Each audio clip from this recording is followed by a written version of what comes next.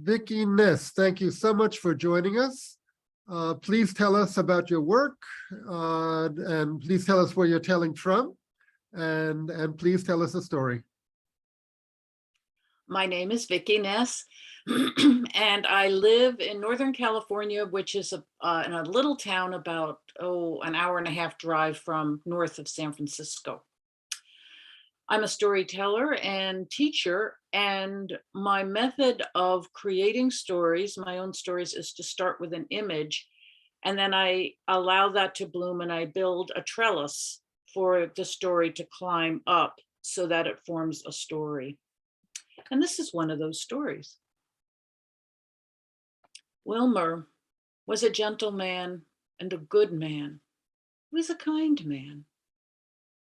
But after working in the factory, that great hulking gray beast that demanded so much of him for so many years, he grew kind of grumpy. Really grumpy. He was the big boss now. And every morning he would go to the factory, take a deep breath, and walk up and down the aisles, looking over people's shoulders to see if they were doing it right, and looking over that shoulder to see if everything was quality work. And the levers kept moving, and the wheels kept spinning, and the gears kept moving, and everything moved according to clockwork because Wilmer was there. And he was really grumpy and sick of it. Well, every morning after doing his rounds, he would climb up the metal steps that went up to his office, which was really nothing more than a plywood box that looked out over the factory floor with two big blind eyes for windows. Bam, bam, bam, up the steps he would go. And then he'd rattle with his keys till he unlocked the door, opened it, and slammed it shut. And on the door was a brass plaque that would go tick, tick, tick, tick, tick against the wall. And what it said was, "I don't get headaches, I give them." And that was pretty much his motto. And every week his underlings and his assistants and his managers would have to trudge up the steps. And one by one, they would give him their product reports, their delivery due dates, show them on the phone their pie charts that they had created, 59% increase, sir. And on occasion, he would be typing on his computer or scratching on paper with his pen. He would look up and go, and go back to scratching on the paper or pecking at his computer. And they would leave, and the door would shut, and the little plaque would go. Well, one day, the people came up for their weekly review, and they sat in the chair, and they started giving their reports, but each one of them noticed that on the broad, dusty desk were little sugar bricks, hollow, glistening white, maybe 6, maybe a dozen of them scattered on the desk. And they wondered about it, but then they thought to themselves, what if sugar brick management is part of my job and I'm messing up? It's better to pretend I don't see it. And so they pretended like they didn't see it, and they went on with their reports, and they went on with their due dates, and they went on with their production, and all the gears kept spinning, and all the levers kept working, and everything kept going mechanically, like clockwork. Well, eventually, the sugar bricks grew. There were more and more and more and more and more and more and more of them, and they formed a wall, a glistening white sugar wall that grew and grew, and every week it grew higher until they couldn't see Wilmer at all, but they could hear that tick, tick, tick, tick, tick on the computer, and they could hear the scratch, scratch, scratch, scratch. And after they were through, they would hear so they'd leave. Every so often, his face would rise up over the wall like a cold Arctic sun on a bleak landscape. And he'd sink back down again. But for the most part, they never saw him. They just heard him. Well, eventually the wall became a castle, a beautiful sugar castle. And it had icing, drawbridge, and it had a little window right opposite his desk lamp. And his desk lamp would shine through butter yellow. And there were turrets that came up to capped roofs with clear spun sugar flying dragon weather vanes. And they would spin intermittently in the air conditioning. So when it came on, whoosh, whoosh, whoosh, whoosh, whoosh, whoosh, whoosh, whoosh, whoosh, whoosh, whoosh, whoosh, whoosh, and they'd watch it mesmerized. And then the air conditioning would clunk off and they would stop. And they'd give their reports to the castle. And they would hear scribbling, pecka, pecka, pecka, pecka. Well, one day they stopped hearing anything at all.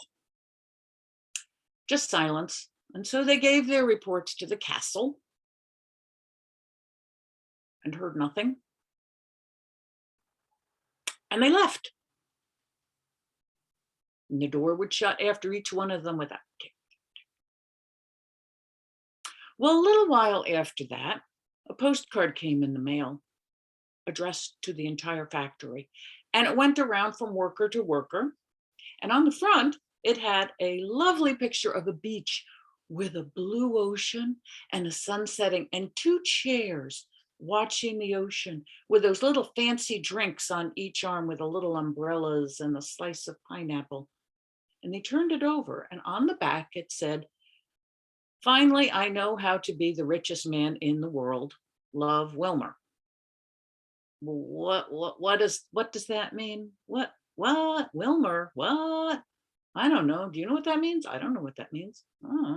So eventually the postcard wound up getting stuck up on the bulletin board in the employee lunchroom. And there it sat. Until one day, the human resources lady was dripping her coffee and reading everything on a bulletin board, checking everything. And there was the postcard. So she unpacked it and read it. And she thought, wait a minute. I know how much money Wilmer makes, and he's not rich. Where did he get all his money from? Oh no, wait, something's wrong here. So she went up to the CFO's office, the chief financial officers. And he looked at it and he went, I don't know about this. So he looked in his files. Finances were fine.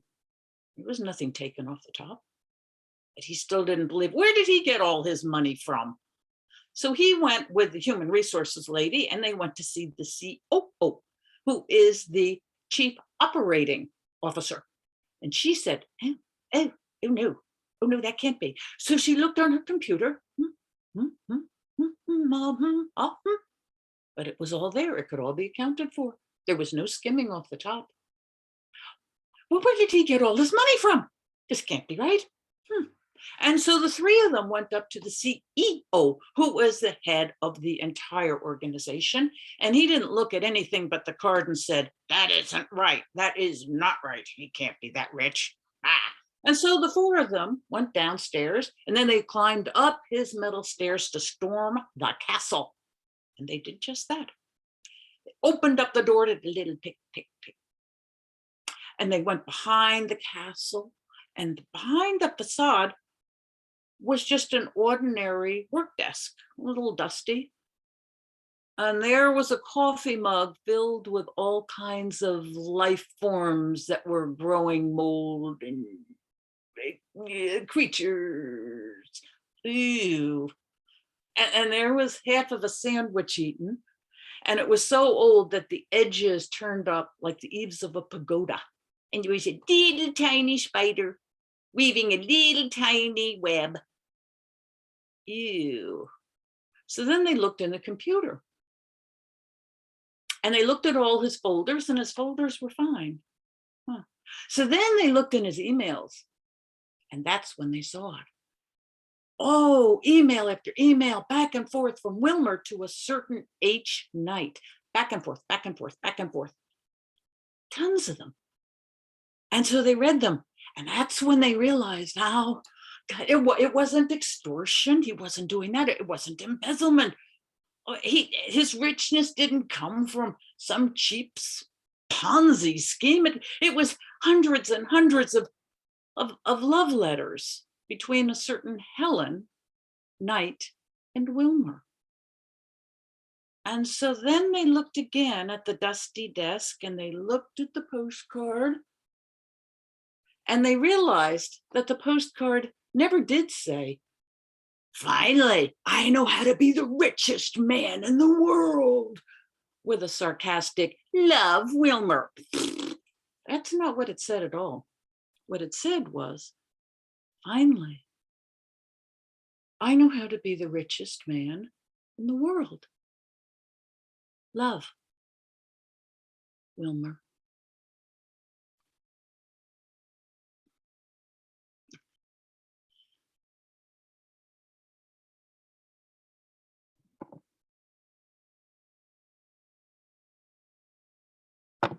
Okay, thank you very much.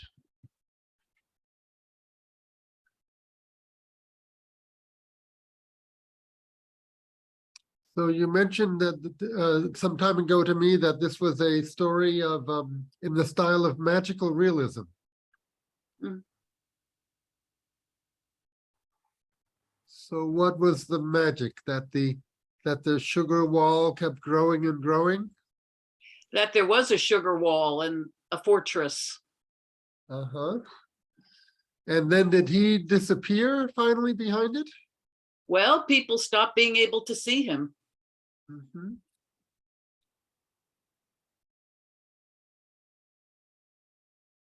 But he did not lose his humanity. He was in a loving relationship with Helen. Yep. He was being transformed, but nobody could see it. They couldn't see the transformation. Even when he sent them a postcard, they didn't see it. They didn't read it. Oh.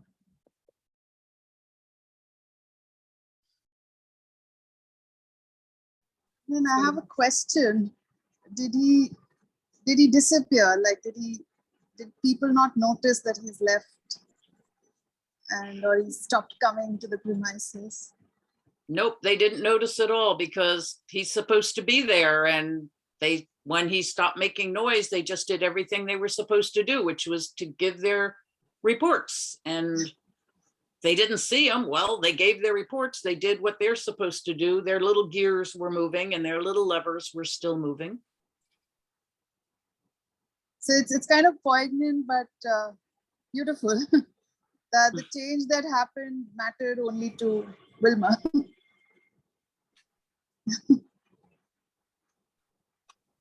It's sort of about transformation happening, and we don't see it. And it's keeps happening, and we still can't recognize it until it's suddenly becomes apparent. Beautiful. Moira? Yeah, well, it's not the first time that I hear this story, and I think I could hear it another half a dozen times.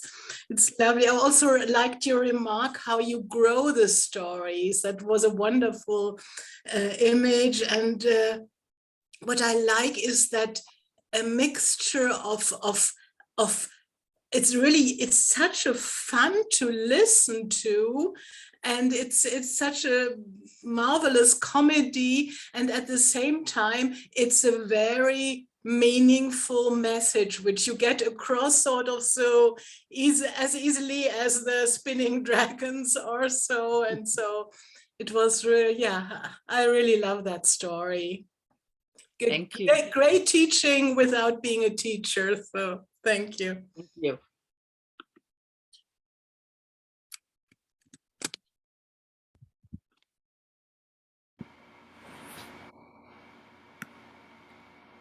Vicky, Yeah, go ahead, Barry. I appreciated what Chitra said about the corporate life storified into a medieval tale. And as you were telling, I was in my mind juxtaposing your story with the traditional stories that we've heard throughout the session, and thinking about, what this would be like if it were in a more traditional Hindu setting among the gods and royalty, or similarly, who were the functionaries in all of those, in all the traditional stories that we heard, and what would those be like if they were, laid onto a factory setting. So, just that layering, and certainly the contrast and juxtaposition of your story coming after all the other stories we heard.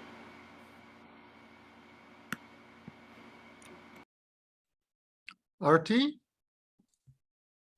Hello, Vicky, that was just a beautiful story. How we just see the richness in just the material, the wealth, but we don't see the richness getting the love of the life. So it was just beautifully told. So getting rich does not mean just you are increasing the bank balance, but it means you are getting the love of your life. Thank you very much. Beautifully told. Thank you. I was thinking that, everybody misread. They didn't see him and they misread and they thought, where's he getting his money from? That wasn't what he was talking about.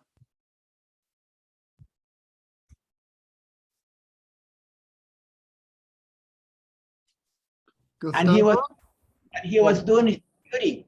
He was working. He was doing his duty in the factory. He was there, and he was not there at the same time. Good.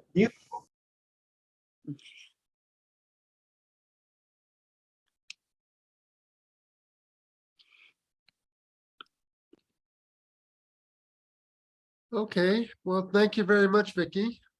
That was a wonderful story and a wonderful change of pace after all the mythology. Does anyone want to add anything? Or shall we close the session? Yes, Eric. Thank you, Vicky, for such a lovely story.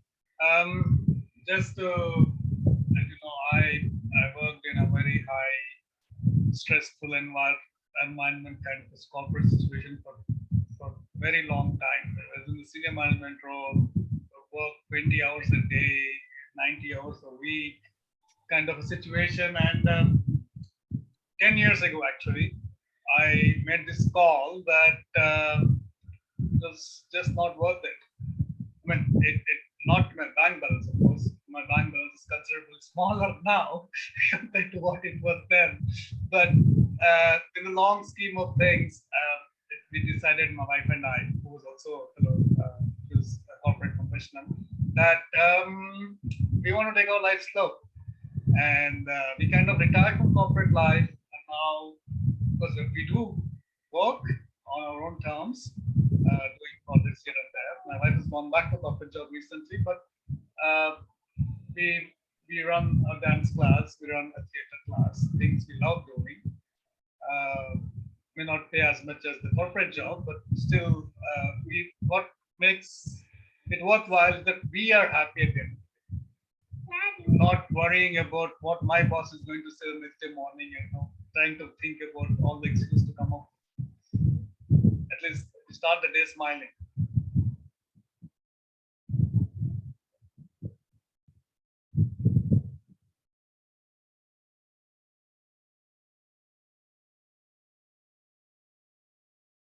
Okay, well, thank you very much, Vicky, and thank you very much, everybody.